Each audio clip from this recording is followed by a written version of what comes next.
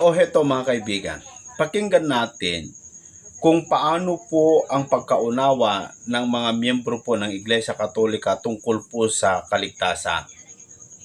Paano po nila maunawaan? Ito, ipinapakita lamang po itong nagtatanong na isang miyembro po ng Iglesia Katolika na wala talaga silang unawa, nalaman tungkol po sa kaligtasan. Kasi ayon po sa kanyang pagtatanong, hindi niya alam kung paano po ang tunay na kaligtasan. Pakinggan natin ang tanong ng isa sa miyembro po ng Iglesia Katolika. Narito po mga kaibigan.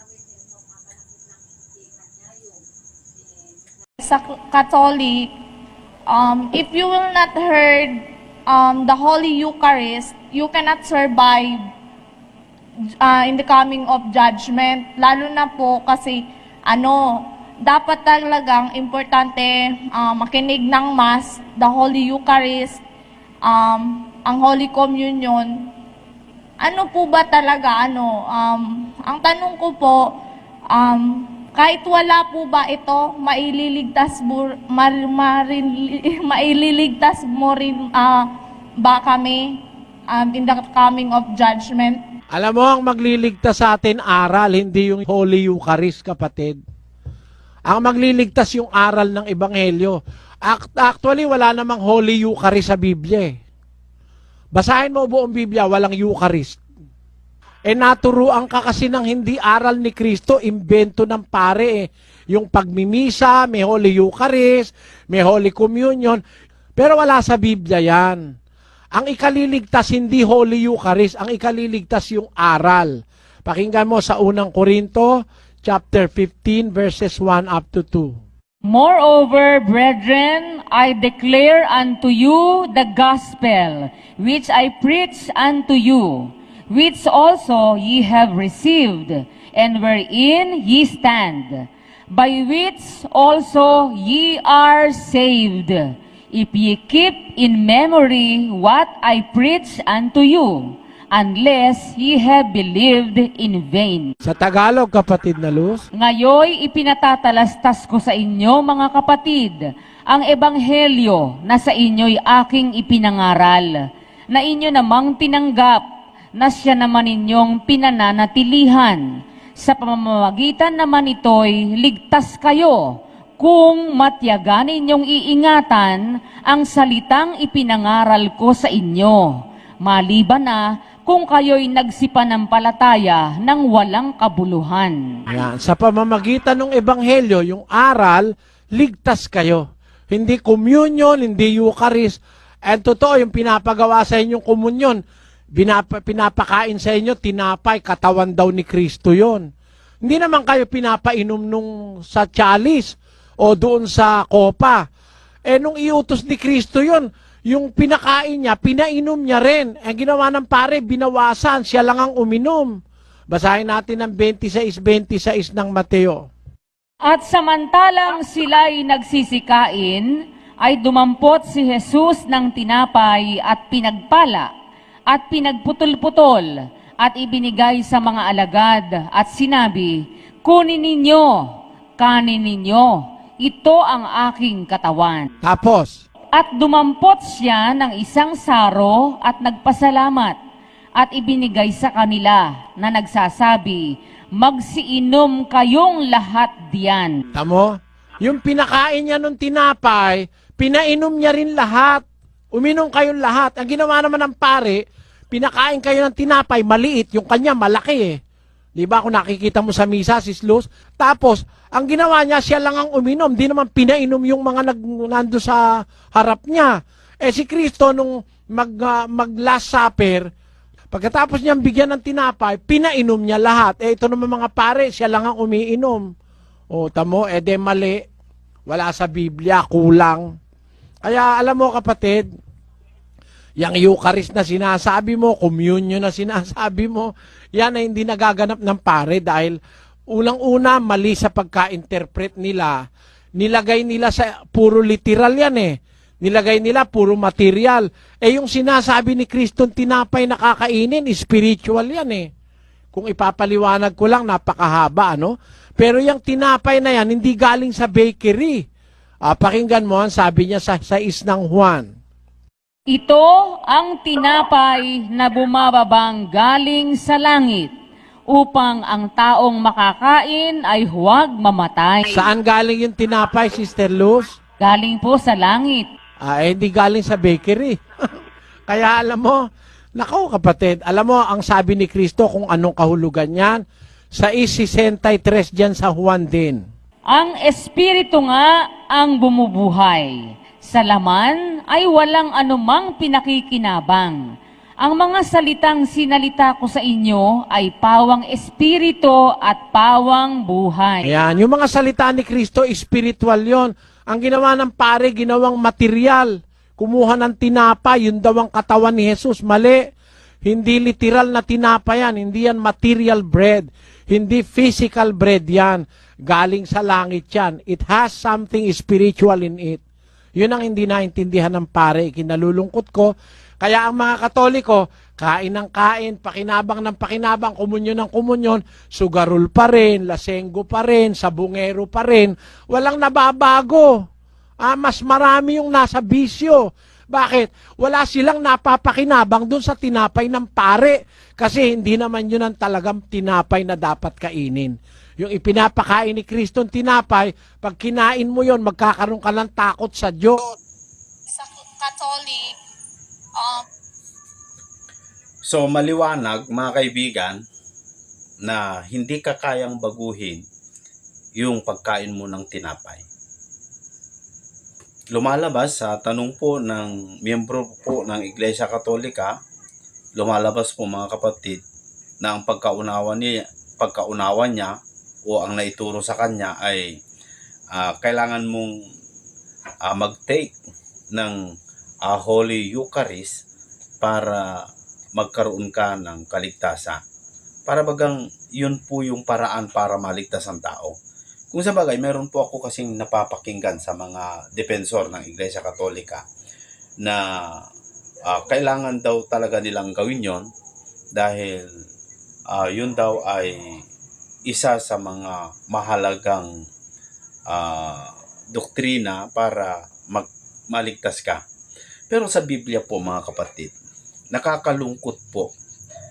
Ang kaligtasan ay hindi po sa pamamagitan ng pagkain ng literal na tinapay. Dahil sabi nga na maraming ang nagte-take ng ganon, pero hindi naman nabago ang kanilang buhay. Dahil hindi naman po nakakapagpabago ng buhay yung pag-take ng literal na yon, kundi kailangan yung spiritual meaning ang dapat pagtanggap. Paano po yun? Sa Biblia po ay ibig sabihin yung pagkain nun ay aral. Ang aral po kasi ng Biblia para ikaw ay maligtas, kailangan mong sumampalataya. Sa pagsampalataya, yun po yung susi ng kaligtasan. Dito po sa libro po ng Efeso 2:5, bagamat tayo'y mga patay dahil sa ating mga kasalanan, patay tayo espiritual. Tayo'y binuhay na kalakip ni Kristo. Sa anong paraan?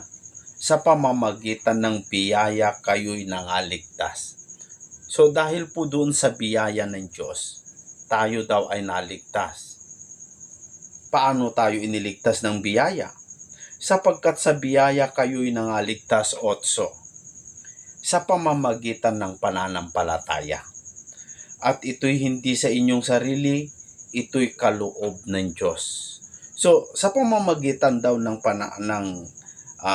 sapagkat sa biyaya daw, tayo'y nangaligtas sa pamamagitan ng pananampalataya. Paano ka ililigtas yung biyaya? Ano po ba yung sampalatayanan mo doon sa biyaya para ikaw ay maligtas? Mga kaibigan, dito po sa libro ng Roma sa 10 17, ganito po ang ating mababasa. Kaya nga ang pananampalataya ay nanggagaling sa pakikinig. At sa pakikinig ay sa pamamagitan ng salita ni Kristo.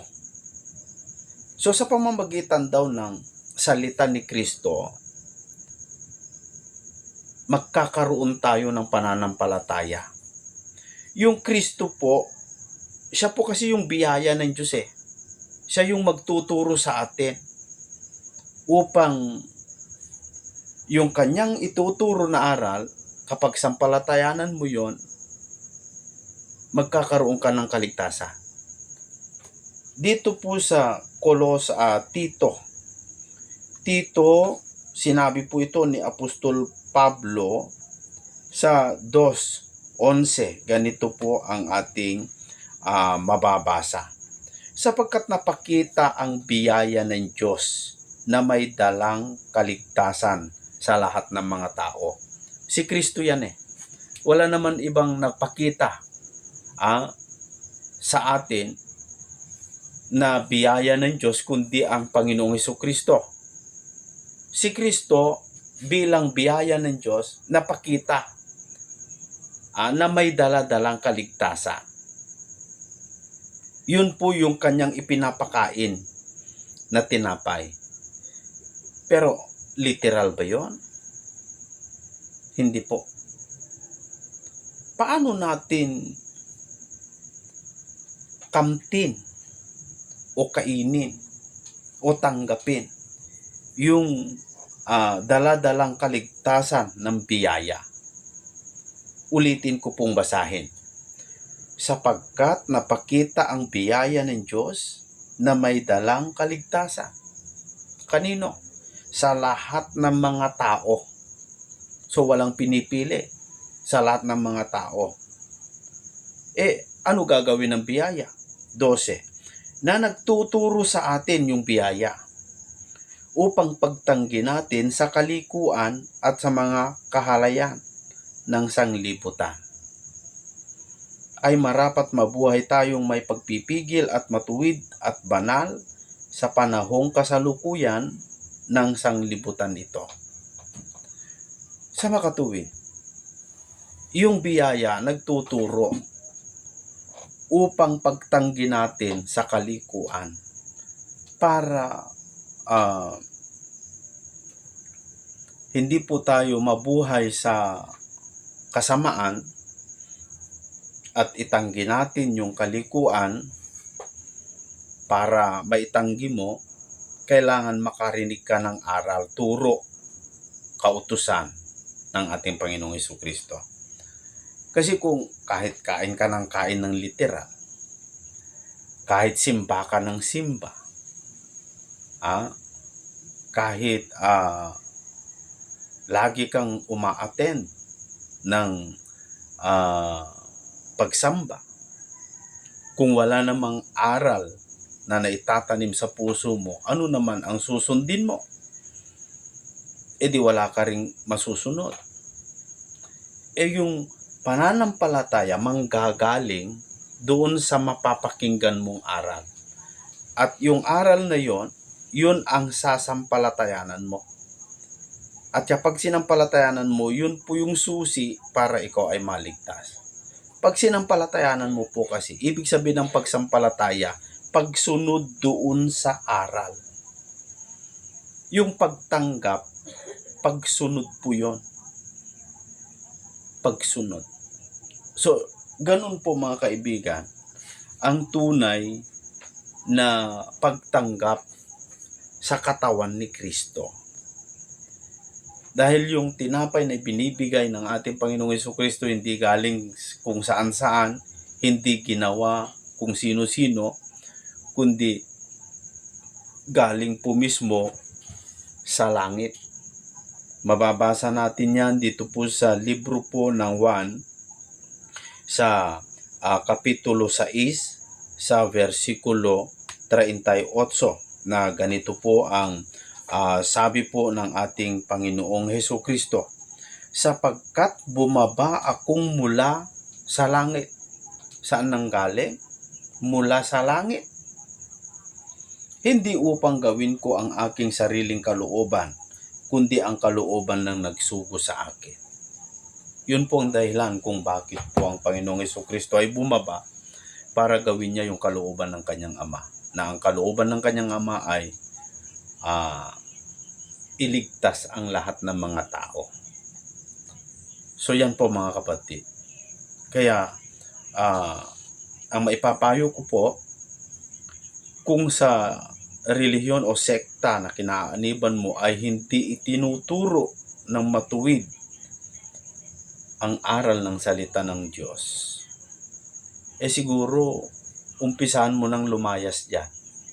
Hanapin mo yung nagtuturo ng tamang aral ng salita ng Diyos. Yun po mga kapatid. Maraming salamat po at hanggang sa muli.